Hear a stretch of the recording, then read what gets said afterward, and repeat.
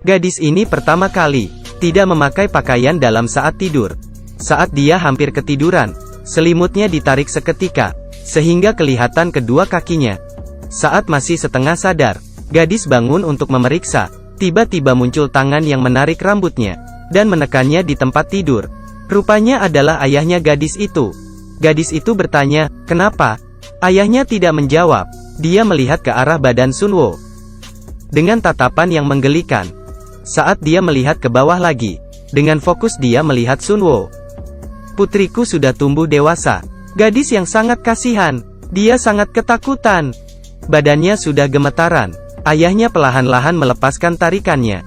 Kemudian mengelus mukanya. Air matanya turun dari pipinya. Saat Sunwo mengira akan terjadi sesuatu, ayahnya malah pergi meninggalkan dia. Ayahnya pergi meninggalkan Sunwo yang terdiam tanpa kata. Keesokan pagi, ibunya seperti biasa menyiapkan sarapan. Sunwo duduk terdiam. Hatinya sangat kacau.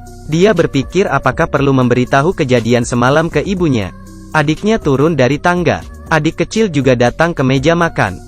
Ayahnya Sunwo dengan senang hati duduk di sampingnya, seperti tidak terjadi apapun kemarin. Sunwo mengingat kembali muka ayahnya kemarin, yang sangat menakutkan. Tapi saat ini, ayahnya seperti kembali ke normal lagi. Sunwo segera pergi.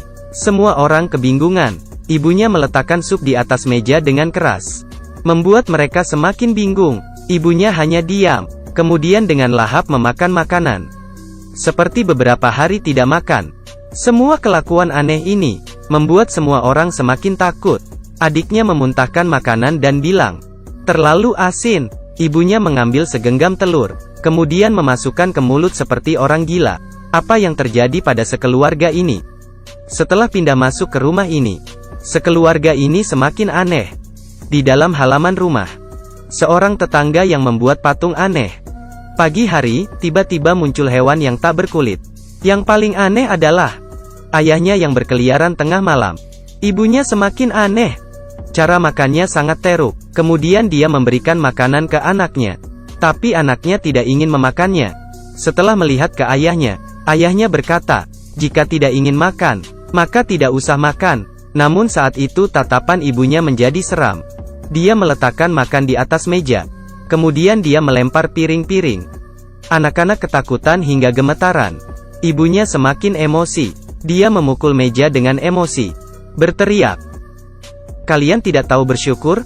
Dia melihat anaknya dengan tatapan tajam. Anaknya ketakutan hingga menangis. Mereka tidak pernah berpikir, ini adalah awal mimpi buruk mereka. Gadis ini mandi dengan air hangat. Dirinya tidak tahu, saat dia menutup airnya, dan membersihkan embun di kaca, kembarannya, membuat dia terkejut. Kembarannya meletakkan wajah di kaca. Rupanya hanya bercanda. Keduanya kembali ke kamar. Gadis itu memberitahu Hyunjo tentang kejadian kemarin, tentang ayahnya ke kamar dia. Namun Hyunjo tidak percaya. Dan saat itu juga, ayahnya masuk ke dalam kamar. Keduanya segera menghindar. Semua kata-kata tadi terdengar jelas oleh ayahnya. Saat dia lagi bertanya kepada kedua kakak beradik, tangannya masuk ke kotak pensil, kemudian mengambil pisau, dan mengeluarkan pisaunya. Ayahnya berjalan ke arah mereka. Saat dia ingin melepaskan serangan, berhasil dihentikan oleh Hyunjo. Hyunjo tidak percaya. Tiba-tiba ayahnya muncul di depan mereka, kemudian menarik rambut Hyunjo, dan menatap ke arah mereka berdua. Dengan sekali dorongan membuat Hyunjo terjatuh di bawah, dan mengenai injakan tangga, hingga dia pingsan. Sunwo melihat Hyunjo. Dia langsung membalikan badan, dan melihat ke arah ayahnya, dengan merangkak, lalu mulai berlari. Sambil berlari dia berbalik kembali untuk melihat. Namun ayahnya tidak mengejarnya, tapi ayahnya pergi ke gudang, dan mengambil sebuah palu tua, dan kembali ke ruang tamu. Saat itu juga, Sunwo kembali sadar, tak melihat ayahnya dan adiknya.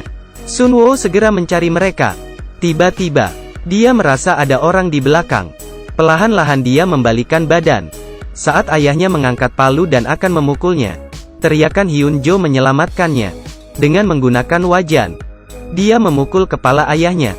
Namun ayahnya tidak terluka sama sekali.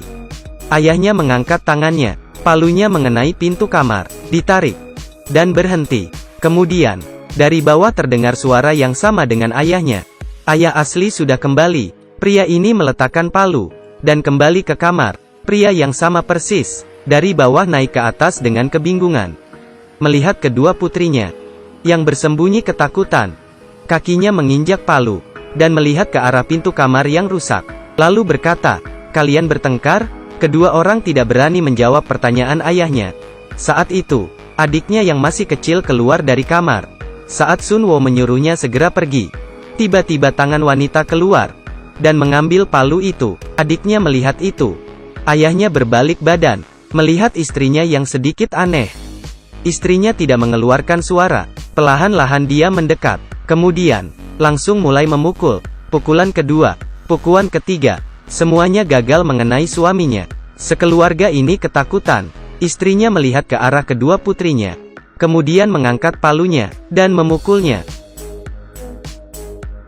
Beberapa pukul mendarat di mereka. Tanpa pikir panjang, ayahnya memeluk ibunya. Tapi dia langsung didorong. Ibunya mengeluarkan senyuman yang aneh. Melihat sekeluarga ini, dia menyimpan senyumannya, dan segera pergi. Kakinya menginjak kaca, dan melewati kakinya. Kemudian ditarik keluar lagi. Seperti tidak merasakan sakit. Kemudian dia masuk ke kamar. Tiba-tiba, dari bawah terdengar suara istrinya. Dengan menutup mulutnya, dia naik ke atas dengan terkejut. Pria itu kembali melihat ke arah kamar. Siapa orang yang tadi? Tapi, dia masih sangat takut dengan istrinya. Kemudian dia membuka pintu kamar itu. Dalamnya tidak ada orang sama sekali. Tapi, palau yang bercak darah ada di atas lantai. Palau yang bercak darah ada di atas lantai. Terlihat oleh pria itu. Ibunya mendekati kedua putrinya. Namun putrinya ketakutan, dan segera menghindar. Keesokan hari, pria itu menelpon adiknya, agar dia membantu menyelesaikan masalah itu. Pada sore hari itu, adik yang bekerja sebagai pastor, datang ke rumah abangnya. Dia sempat bilang ke abangnya, tentang apa yang dia lihat. Tapi abangnya tidak percaya, sehingga membuat hubungan mereka semakin jauh. Malam itu, sekeluarga memutuskan untuk tidur bersama. Tengah malam, adik kecil terbangun karena kebelet pipis. Dia tidak mengganggu orang lain. Anak bungsu yang polos ini, saat dia sendiri masuk ke toilet, bayangan anak kecil yang sama persis melewatinya. Benar saja, semua anak bungsu di dunia ini sama saja. Anak itu mengangkat pisau, dan mengeluarkan senyuman aneh.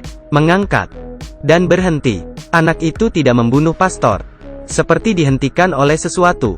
Pastor kemudian membuka matanya. Dengan begini, karena keberadaannya, sekeluarga melewati malam itu dengan aman. Keesokan hari, pastor mengatakan bahwa dirinya tidak sanggup menyelesaikan masalah itu. Dia menelpon ketua pastor. Semua orang segera membahas kejadian yang terjadi pada keluarga itu. Mereka merencanakan penangkapan roh. Ketua pastor ini sangat hebat. Pengikutnya sangat banyak. Siang itu ketua pastor langsung menghampiri mereka. Tapi, saat di jalan, seekor burung gagak menabrak mobil yang berjalan dengan cepat. Kaca mobil hampir pecah. Saya tidak mengerti, kenapa tidak menghentikan mobil. Apa alasannya? Ini menyebabkan semua pastor dan ketua pastor terbunuh oleh kecelakaan. Saat itu juga, pria mengikat kedua tangan dan kaki putrinya di atas tempat tidur. Ibunya tidak tega, tapi tidak ada cara lain. Mereka harus menunggu kedatangan rombongan ketua pastor. Tengah malam, pastor kembali ke rumah. Badannya penuh dengan darah. Dia membawa kabar yang sangat buruk. Rombongan ketua pastor, semuanya mati kecelakaan. Segala hal nanti harus diselesaikan mereka sendiri. Melihat sepupu yang sangat kesakitan, pastor harus melakukan sesuatu. Tapi, dia benar-benar penakut. Karena terakhir kali dia menyinggung roh jahat, mengakibatkan keluarganya semuanya terbunuh. Dia takut kejadian itu terulang lagi. Jika kehilangan keluarga abangnya lagi, maka dia akan menyesal seumur hidup. Abangnya melutut dan memohonnya, agar dia bisa melakukan sesuatu. Mereka harus mencoba sekali. Depan belakang semuanya kematian. Pastor menyalakan lilin, menebarkan air suci. Saat Sun Wo mengenai air suci itu, merasa sangat kesakitan. Sangat kesakitan. Kemudian dia menangis, dan tidak tahu apa yang terjadi. Salib diletakkan di atas tubuh Sun Wo. Sun Wo tidak ada refleks. Tapi, Adegan sebenarnya baru saja dimulai. Gadis ini diikat di tempat tidur. Dia sangat ketakutan. Pastor sambil menyambuk. Sunwo sangat kesakitan, hingga terus berteriak. Keluarga yang melihat itu sangat sedih, dan sangat sakit hati. Dia berteriak, kenapa? Kenapa harus begitu menyiksanya? Pastor bertanya ke ayahnya. Apakah masih terus dipukul? Ayahnya membulatkan hati, dan mendekati Sunwo. Dengan lembut dia menekannya, dan melepaskan ikatan. Sunwo terus menangis. Pastor mengeluarkan salib, dan meletakkannya di atas badan Sunwo, disertai dengan tangisan gadis itu. Cambuk kedua dipukulkan. Sakit. Cambuk ketiga dipukulkan. Masih sangat sakit. Cambuk keempat membuatnya hampir mati. Cambuk kelima, cambuk keenam dipukul ke badan Sunwo. Tapi sakitnya di hati ayahnya. Pastor mengganti cambuknya, dan terus mencambuk. Gadis itu kesakitan hampir kehilangan rasa. Saat dia membalikan kepalanya, cambuk mengenai mukanya. Saat itu juga, agensi bergegas ke lokasi kecelakaan. Saat mereka menyelamatkan rombongan ketua pastor, tiba-tiba terjadi ledakan.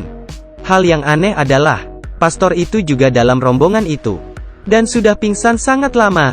Di sisi lain, Sunwo sudah hampir mati dicambuk. Jika mereka tahu bahwa pastor ini adalah dari roh jahat, akan ada cerita seperti apa? Pastor masih terus mencambuk dengan keras ke badan Sunwo.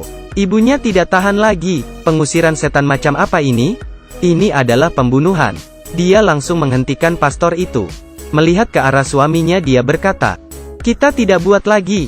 Biarkan kita sekeluarga mati dengan tenang. Tapi, ayahnya juga sangat bingung. Sekeluarga ini sangat ketakutan, juga tidak tega. Pria itu mendorong istrinya, kemudian menyuruh pastor terus mencambuk. Tiba-tiba suara terdengar di telinga pria itu. Kau adalah penakut. Kalian salah pukul orang. Pria itu seperti mengerti sesuatu. Perlahan-lahan dia bangun, kemudian mencekik istrinya. Dengan kuat, pastor mengeluarkan senyuman yang aneh. Anak kecil ini ketakutan. Istrinya mengambil gelas, dan memukul ke kepala suaminya. Pria itu mendorong istrinya ke dinding hingga pingsan. Melihat istrinya yang penuh darah, dia sepertinya mengerti sesuatu. Kemudian dia berbalik arah. Adiknya mengeluarkan senyuman yang lebih aneh. Pria itu menyerang ke roh jahat itu, tapi langsung dipukul hingga terjatuh. Pada saat roh jahat itu akan membunuh pria itu, adik yang asli datang tepat waktu. Dia membacakan mantra, dan berhasil menyelamatkan keluarga ini. Sunwo yang sekarat, pelan-pelan jalan mendekat ayahnya, dan berkata, kenapa memukul saya begitu lama? Apakah saya bukan putrimu? Saat itu juga, pastor mengeluarkan cermin. Sunwo akhirnya mengeluarkan wajah aslinya. Pastor memutuskan untuk membawa roh itu di dalam tubuhnya, bersama dengan roh jahat, pergi ke surga, dan dihukum. Lambang imannya jatuh ke atas lantai. Ini adalah kali pertama dia berpisah dengan lambang imannya. Cerita akhirnya terlihat sangat sadis. Saya memilih untuk tidak meneruskan lagi. Pasti berhasil mengalahkan roh jahat dengan imamnya. Film pengusiran roh Korea ini sangatlah jago dalam pembuatan filmnya. Jika kalian tertarik, bisa coba menontonnya. Terima kasih sudah menonton. Sampai ketemu lagi.